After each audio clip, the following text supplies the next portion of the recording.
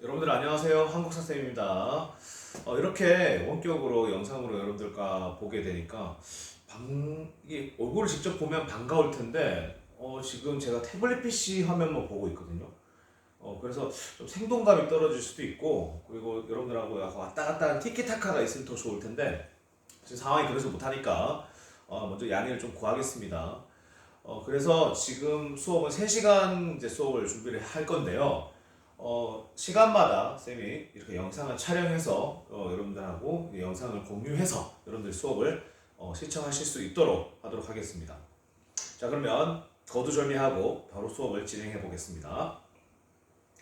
자, 지난 시간 내용을 먼저 복습을 해봐야 될 것 같아요. 자, 지난 시간에는 일본이 우리나라를 특히 그러니까 대한제국을 본격적으로 침탈하는 과정이 이제 시작되는 사건을 하나 소개했었죠.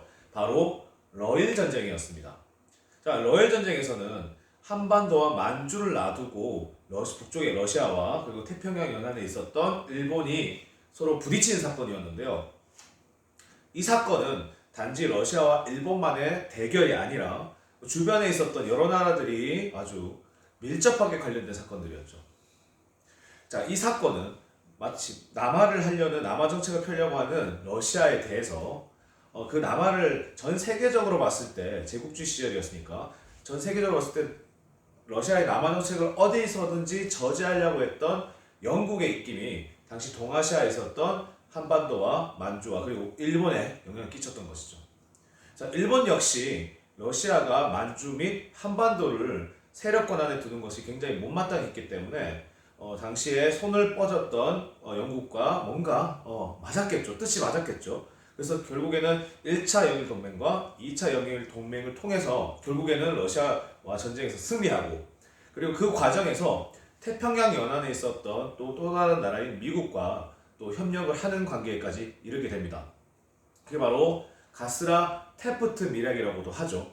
자, 그래서 일본이 이런 전쟁을 겪는 과정에서 미국과 영국 등 제국주의 열강의 승인을 얻게 됩니다. 무슨 승인을 얻게 되냐면 한반도에 대한 지배권 또는 최소한 간섭을 할 수 있는 권한을 승인받게 되고요. 여기는 러시아에게 승리했었기 때문에 일본이 드디어 제국주의 열강에도 뭔가 좀 인정받는 그런 상황이 됐던 거죠. 러시아도 한반도로 넘어오려는 그런 생각들을 가지고 있었지만 결국 러일 전쟁으로 무마가 되고요. 일본이 한반도와 만주 지역에 영향을 끼치는 것에 대해서 결국 강제적이지만 승인할 수밖에 없었습니다. 바로 그 조약이 바로 포츠머스 조약이죠.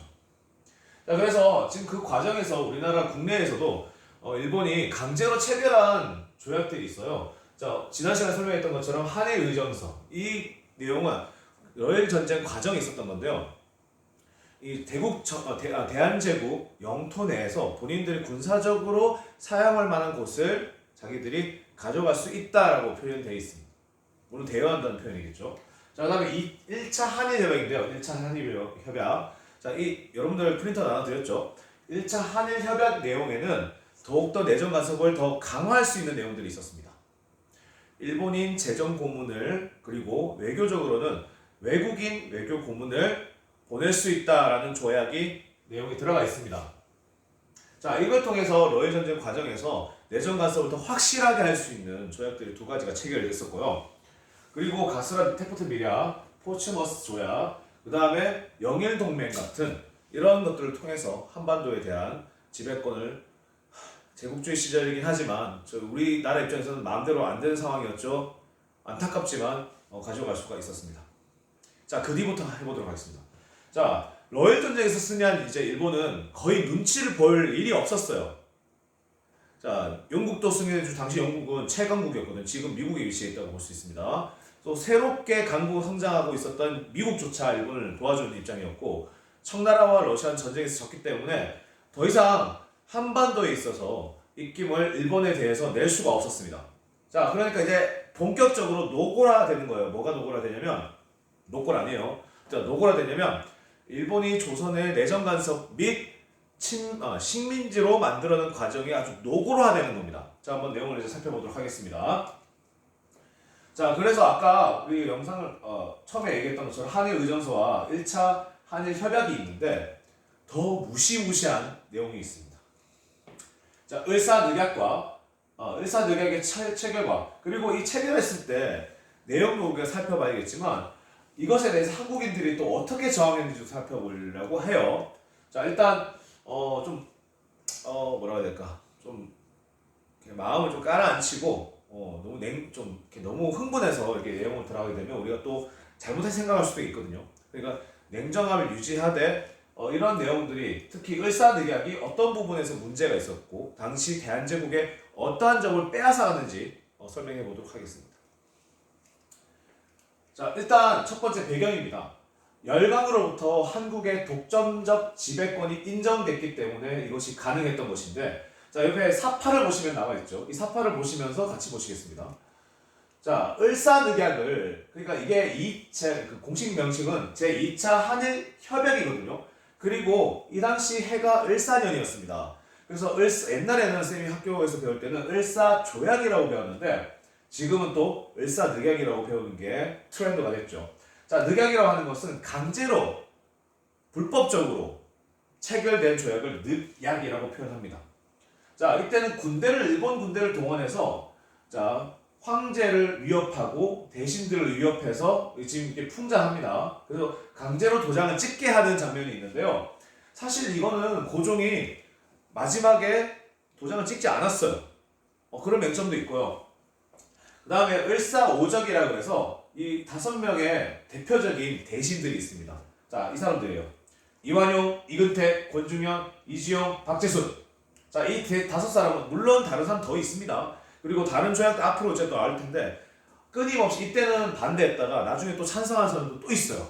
하지만 어쨌든 우리는 이 사람들이라도 기억하자고요. 이완용, 이근택, 권중현, 이지용, 박재순. 을사오적 기억합시다. 자, 얼마든지 언제든지 이런 사람들 또 나타날 수 있어요. 자, 이런 사람들 항상 저번에 얘기했죠. I love Japan 이게 아니고 이 사람들은 파워. 권력을 따라가는 사람들입니다. 자, 그런 입장에서 보시면 돼요. 독립협회 회장을 역임했던 사람 중에 이완용도 있다고 쌤이 얘기했었죠. 물론 독립협회가 청나라와 러시아를 반대하는 협회의 성격이 강했다라고 했던 부분이 있지만 어쨌든 자, 뭐 어떤 내용이 있었을까요? 자, 1번 첫 번째. 일본이 대한제국에 뭘 강탈해 가냐면 외교권을 강탈해 갑니다. 자, 이 외교권이라고 하는 것은 직접적인 주권이라고 볼 수는 없지만 어쨌든 어떤 국가가 있다면 이 국가가 다른 나라와 외교 관계를 맺어야 됩니다. 관계를 가져야 돼요. 이 외교 관계를 우리 주권 없이 가질 수가 없어요. 즉, 이 외교권을 강탈했단 말은 앞으로 대한제국의 한반도의 주권을 송두째 뺏어가겠다는 어떻게 선언이라고 볼 수도 있겠죠.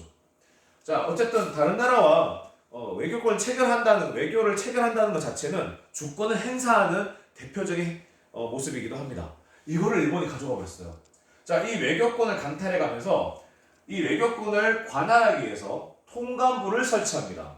자, 이건 남산에 설치하는데 지금 이제 건물은 없어요. 자, 근데 이 사람 너무나도 잘 알죠.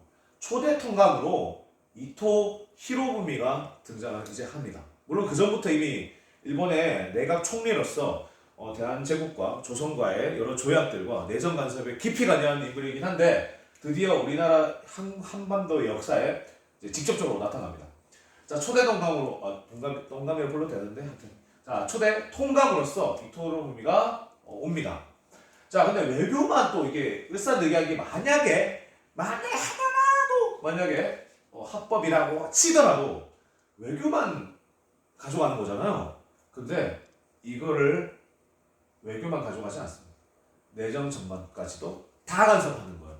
물론 뭐 대놓고 하는 건 아니겠지만 어쨌든 분위기가 그렇게 조성이 되겠죠. 그래서 통감이 외교만 장악하는 게 아니라 결국에는 조선의 내정까지도 간섭하게 되는 계기를 마련해 줍니다. 자, 어쨌든 이 을사늑약 체결 이후에 이 늑약 체결에 따라갔던 사람들, 동조했던 사람들, 또 어쩔 수 없이 묵인했던 사람들도 있습니다만, 하지만 우리나라 사람들은 어떤 사람들입니까? 이에 저항한 사람들도 여럿 있었습니다. 자, 일단 을사늑약 체결 이후에 항일운동이 펼쳐지게 되는데요. 어떻게 펼쳐지는지 한번 살펴보도록 하겠습니다. 첫 번째, 일단 수많은 반대 상소가 고종에게 밀려옵니다. 얼마나 안타까웠겠어요. 자기 나라의 외교권이 상실되는 이런 과정을 두 눈 뜨고 볼 수 있겠어요? 발음이 이상한데요. 너무 울분 차서 그래요. 중국과 사대 관계를 맺었을 때 그 당시에도 우리는 그래도 우리 나름대로의 외교를 했었습니다. 물론 종주국이 청나라, 명나라 이런 나라들이 있었지만 내정 가서 또 실제적으로 받지 않았을 거예요. 형식상 아버지, 아들 나라다 이렇게 하지만 그건 이념적인 부분이 크고요. 그 당시 동아시아 내부에서 동아시아 전체를 봤을 때 뭐 일본 정도를 제외한다면 이 사대 관계에 없는 나라는 없었습니다. 자, 그런 때도 우리는 외교권을 행사했다고요. 그런데 이때까지 우리가 선나라라고 그리고 어떻게 보면 무시했다고 볼 수도 있지만 어쨌든 20, 30년 동안 계속 침략을 해왔던 일본에게 결국 외교권을 빼앗기게 됐을 때 어떤 마음이 들었을지 한번 생각해 봤으면 좋겠습니다. 그래서 반대 상소가 고종에게 끊임없이 이어집니다. 자, 두 번째, 황성신문이라고 이 당시에 이제 구한말이라고 하면 좀 그렇고 근대화 시가 되던 시절에 우리 독립신문 기억나시죠? 이런 뉴스들을 많이 소식들을 전달하기 위해서 신문들이 여러 발간이 됐는데요. 그 중에 황성신문이 있었습니다. 황성은 서울 한양을 뜻합니다. 그러니까 대한제국이 되고 황제의 나라가 되니까 그 황제가 사는 나라니까 황국의 나라. 그래서 그 나라의 수도라고 하니까 황성이라고 하는 겁니다. 자, 이 황성신문에 장지연이라고 하는 사람이 시일야 방성대국이라고 이런 글을 하나 짓습니다. 자, 이거는 찾아보시면 나오는데 시일야 오늘 밤에 방성대국 크게 울부짖어 울었다라고 되어 있는 표현입니다. 뭐에 대해서 울었을까? 을사늑약이 체결된 당시 대한제국 조선의 모습에 대해서 비통해하며 일본과 그 앞잡이들에 대해서 규탄했던 내용들이 있었겠죠. 자, 이거는 아마 여러분들 국어 시간에도 아마 이 글을 배운 거로 알고 있습니다. 자, 그 다음에 세 번째. 자, 한성 상인들은요, 소식을 바로 알아, 상인들이 또 소식이 빨라요. 우리도 요즘에 찌라시라 하죠. 이런 증권가, 아니면 시장에서 막 도는 그런 소식들이 있죠. 소식이 가장 빨리 도는 곳은 바로 시장입니다. 자, 이런 시장의 상인들이 문을 닫았습니다. 슬픔의 모습 또는 저항의 모습, 항거하는 모습으로 철시를 합니다. 학생들 역시, 학생들은 지금 여러분 중고등학생들이라고 생각해도 상관없는데 이때는 모든 사람들이 교육을 받을 수 있는 시대는 아니었겠죠. 그렇기 때문에 학생들도 역시 어른, 지식인의 모습으로 대우를 받았었는데요. 이런 학생들도 나름 지식인의 모습으로 저항을 했었습니다. 동맹휴학이라고 해서 학교를 수업을 듣는 걸 거부하고 나가지 않습니다. 학교에서 휴학을 시킨 게 아니라 본인들이 나가지 않습니다. 이런 모습으로 저항하는 모습을 볼 수 있었습니다. 자, 그런데 개인적으로 저항하는 모습들도 있었는데요. 자결을 선택해서 순국하신 분들도 있었습니다. 자, 옆에 사진이 보이시죠? 자, 이분이 바로 민영환 선생인데요.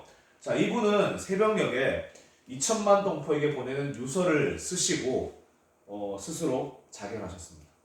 자, 여기 사진이시고, 자, 오른쪽에 보시면 여기 의자가 있고 밑에 대나무가 있거든요. 자, 여기는 사진을 찍은 건데 당시 사진을 여기서 이제 칼로 할복을 하시고 돌아가셨는데 피가 났겠죠. 이 피가 나무 바닥이었던 모양이에요. 이 나무 바닥에 떨어지면서 이 자리에 참 약간 설화 같은 이야기 같은 이야기죠. 이야기 같은 얘기 좀 이상한데 여기서 대나무가 자라났다고 합니다. 대나무는 무슨 상징입니까? 유교에서 그렇죠. 절개와 충성의 어떻게 보면 그런 대쪽 같은 이미지를 상징하는 거죠.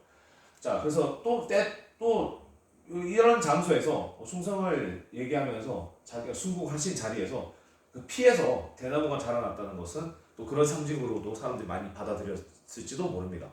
이게 진짜인지 아니면은 뭐 전이된지 알 수 없지만 그런 상징성이 있다고 저는 봐요. 자, 2천만 동포에게 보낸 유서에 이런 상황을 굉장히 비통해하면서 앞으로 우리 당시 이제 2천만 인구가 있었거든요. 동포들에게 이런 사실을 알리고 앞으로 어떻게 하자라는 비통한 마음으로 글을 쓰고 유서를 쓰시고 자결을 하셨습니다. 자, 그러면 이제 적극적인 저항이 어떤 거? 요거는 이제 약간 비교적 소극적이기보다는 규모 크지 않죠. 이런 규모의 저항이었다면 이번에는 조금 더 적극적인 형태의 저항을 한번 보도록 하겠습니다. 그걸 바로 의열투쟁이라 하는데요. 쉽게 말해서 의열투쟁은 해당 사건에 관련된 요인들, 사람들을 어떻게 하면은 암살 또는 저격하는 것을 뜻합니다. 앞으로 우리 독립운동 얘기를 할 텐데 요즘에 일어난 뭐 10몇 년, 20몇 년 사이에 일어났던 테러와는 아주 관계가 멉니다. 이런 의열투쟁은 딱 타깃이 정해져 있어요.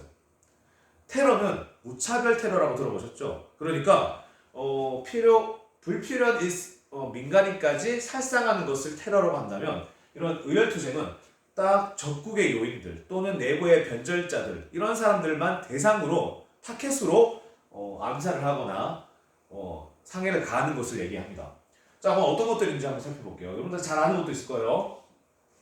자, 을사오적이라고 말씀드렸죠. 이 을사오적을 일단 처단하기 위해서 자신회라고 하는 단체가 만들어집니다. 나철과 오교 이 두 분도 잘 기억해 두세요. 자, 활동해서 조직하는데 결국에는 다 성공하지는 못하긴 하지만 당시 조선 사람들의 분개하는 마음이 어디까지 가는지를 잘 나타냅니다.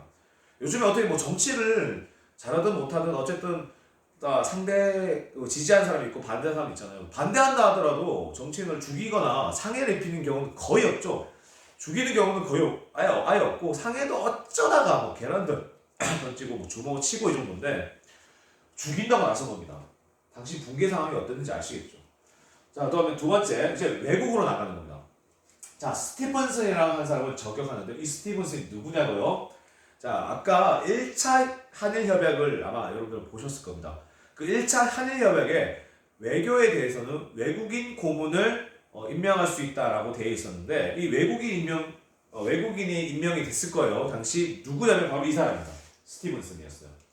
외국인 외교 고문으로 스티븐슨이 임명이 됐었는데 근데 이 사람이 뼛속같이 친일파였어요. 그러니까 당시 미국인의 입장에서인지 뭐 본인의 개인 감정인 건지 일본의 한국 침략에 대해서 굉장히 합리화를 시켰고 정당화를 시켰고 굉장히 조선을 미개한 사람으로 미개한 국민으로 얘기를 하고 다녔습니다. 마치 제국주의 처음 여러분들 드렸던 것처럼 사회 진화론에 대해서 설명드렸었죠. 그러니까 인종 간에도 민족 간에도 우월성이 있다. 이런 투로 계속 얘기를 하고 다닌 겁니다. 어디서요? 미국에서. 이제 퇴임하고 나서 미국에 가서 이렇게 주장하고 다닌 거예요. 근데 이 사람이 주로 LA에서 많이 얘기하고 다녀요. LA, 캘리포니아. 이 캘리포니아는 한인들이 이미 십수년 전부터 이미 이주를 많이 하고 있었습니다. 자, 이 얘기를 들었던 장인환, 전명훈 의사는 스티븐슨을 저격을 합니다. 이 두 분 사실 따로 계획을 해서 서로 준비를 한지도 몰랐어요. 이 샌프란시스코 역에서 이 사람을 처단하는데요. 그 자리에서 만났다고 그래요. 어쨌든 이 스티븐슨도 죽습니다. 자, 세 번째 너무나도 잘 알죠. 자, 중국 하얼빈역에서 안중근 의사가 이토 히로부미를 사살하는 사건들도 있었습니다. 자, 이 사건 너무나도 큰 사건인데 이 큰 사건을 쌤이 원격 수업을 설명하기는 좀 그래요. 그래서 이 안중근 의사의 이토 히로부미 사살과 관련된 얘기는 쌤이 다음 주에 대면 수업을 할 때 직접 여러분들께 전달해 드리도록 하겠습니다. 자, 그 다음에 이 중에 이완용도 이 당시에 피격을 당했는데요. 자, 을사오적 그리고 이후에 계속 진행되는 여러 조약들에 대해서 거의 대장 노릇을 한 사람이 있었습니다. 바로 이 사람 바로 이완용이죠. 이 이완용을 이재명이라고 하는 당시 몇 살이었지? 19살이었나? 그랬을 거예요. 나이가 굉장히 어렸죠. 물론 당시 19살하고 지금 19살하고 또 다른데 당시 청년, 요즘으로 하면은 청소년일 텐데 당시 청년이라고 합시다. 청년 이재명, 지금 특정 정치인들 이름 얘기가 아니라 당시 진짜 이재명 의사가 있었어요. 자, 이재명 의사가 당시 벨기에 국왕이 당시 죽었었습니다. 그래서 우리나라에서도 서울 한 성당에서 추도 미사가 있었는데 여기 이완용이 그래도 대표 자격으로 정부 대표 자격으로 왔었어요. 근데 그 길목에서 칼로 피격을 한 거죠. 그래서 피격을 해서 여러 군데 좌상을 남겼는데 그래도 살았습니다. 이 사람은. 그리고 이재명 의사는 이 당시에 사법권이 일본 넘어간 상태였어요. 그렇기 때문에 재판을 받고 출국을 하십니다. 자, 이렇게 을사늑약의 내용을 봤었고요. 그 다음에 을사늑약에 대해서 여러 우리 한국인들의 저항을 보셨습니다. 힘없이 나라가 외교권부터 해서 넘어가는 그런 상황에서도 어떻게 보면 나라가 힘이 없었죠. 그래서 혹자도 얘기합니다. 나라에 힘이 없어서 나라를 빼앗겼다. 사실이죠. 근데 조선인들이 아무것도 안 내고 그것도 아닙니다. 물론 이런 것들을 보고 또 너무 거칠었다, 뭐 신사적인 방법을 해야 되지 않느냐, 외교적인 방법을 해야 되지 않느냐라고 하는데 이미 이런 침탈이 침략적으로, 폭력적으로 행사된 겁니다. 이 폭력적으로 행사된 것에 대해서 우리가 신사적으로만 할 수는 없겠죠. 어떻게든 저항을 해보려고 했던 한국인들의 노력들도 분명히 있었다는 것을 아시면, 특히나 안중근사 같은 경우에는 단순히 총만 쏜 게 아니에요. 총 3발 맞춰서 이제 이토요미가 이때 살해가 되는데, 암살이 되는데, 이분이 가지신 사상은 생각보다 우리가 기다가 들 것들이 많습니다. 이런 내용들 포함해서 특히 안중근 의사의 의거에 대해서는 다음 주 대면 수업에서 좀 설명해 드리도록 하겠습니다. 자, 그러면 2교시 수업은 여기까지 하도록 하겠습니다. 자, 다음 시간에 만나요. 안녕.